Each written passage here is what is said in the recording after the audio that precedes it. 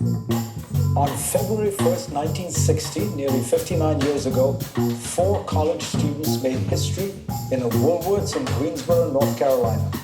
The young men, all African Americans, sat down at a whites-only lunch counter and refused when they were asked to leave. That was the beginning of the sit-in movement.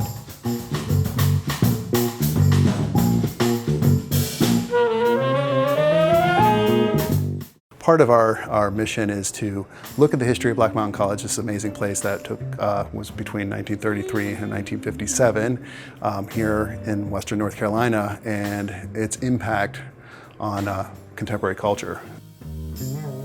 Whisper, listen, whisper, listen, whisper, say we're free.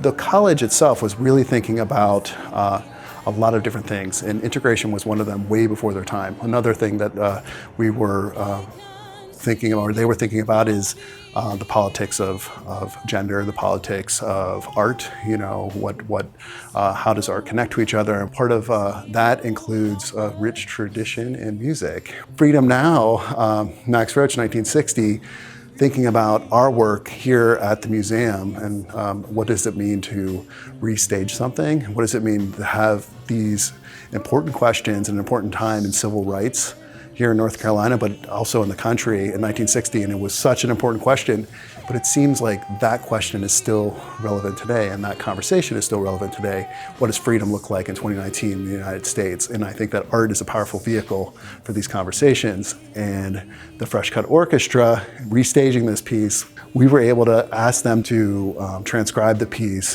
which means to learn it from scratch, orchestrate it from scratch, and give it their own twist, and give it their own way of looking at it. And I think that it's quite amazing.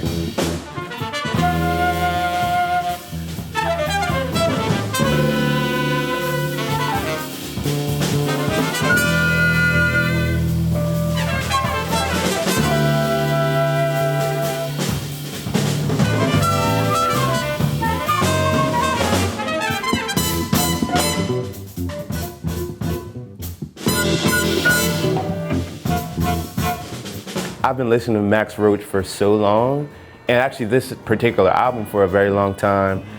But of course, you want to give respect to the original work, and of course, bring your own style and aesthetic to it. And it took me a while of listening to see where, what I would keep and what I would, sort of enhance or change. Okay, what should we keep inherently true to the original? What liberties, or or the combination of the two? That was kind of a fun process. It was great to access that creative part of my brain. We're holding on to the beauty of what was written, but also reimagining it in our own way. They say it began with a chant and a hum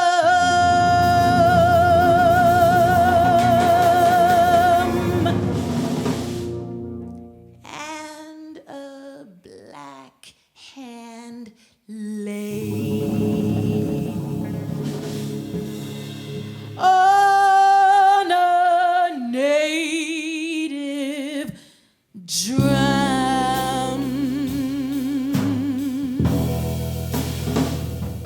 Oftentimes, I find when it comes to jazz music, it's very easy to tackle topics about love, heartache, heartbreak, but it really is a very brave act to talk about something so political, and especially at that time, it was really a hot topic and very controversial. And so I think it's very cool that We Insist is tied to this Freedom Now suite. Sort of like, we're making this statement and we need to be heard, you need to hear this. Thinking of where does this music and this piece come from? What was happening in 1960, and what, even the album cover, I had to really, it took me a minute to figure out what the album cover even meant with the sit-in movement. And so it was a really amazing learning process. In the music world, he's such a big figure and an important figure for works like this, for you know, merging activism and the music of that time together. It was a joy to, you know, try to arrange this music for sure. It was a lot of fun.